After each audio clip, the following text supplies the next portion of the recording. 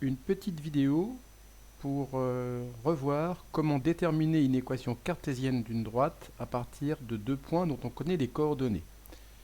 Donc sur un exemple, si on prend ici le point de coordonnées A, 1 et moins 2 et B, 3 et 6, une méthode consiste à passer par l'équation réduite, c'est-à-dire je vais déterminer l'équation réduite de la droite. Alors je sais que cette équation réduite, elle est de la forme y égale à mx plus p. Alors pourquoi je sais que c'est cette forme-là? Parce que les deux points n'ont pas la même abscisse, donc la droite n'est pas parallèle à l'axe des ordonnées, elle est donc oblique ou horizontale, et son équation est de cette forme-là. Donc je vais d'abord calculer m. M est déterminé ici à l'aide de la formule yb moins ya sur xb moins xa. Donc c'est la formule du cours.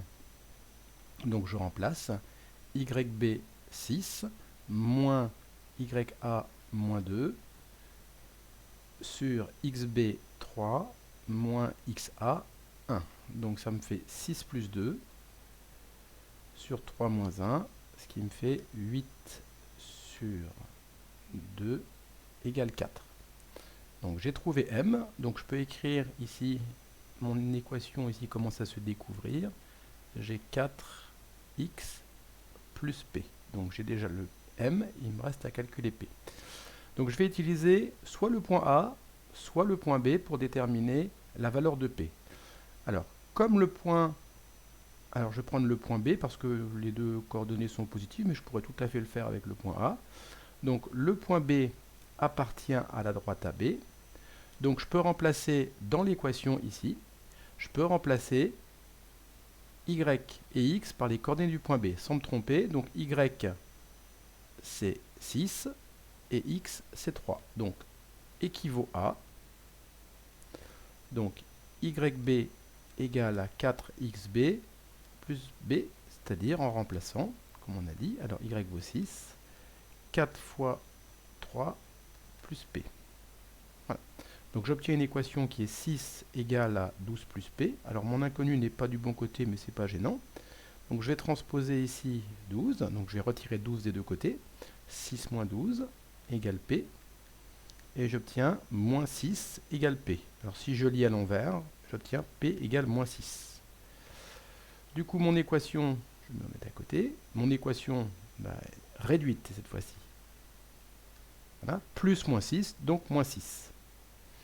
Donc ça, c'est ce qu'on appelle l'équation réduite. Ce n'est pas l'équation cartésienne qu'on cherche. Équation réduite. L'équation cartésienne, elle s'obtient très facilement à partir de l'équation réduite. Alors quand je dis l'équation cartésienne, c'est une équation cartésienne.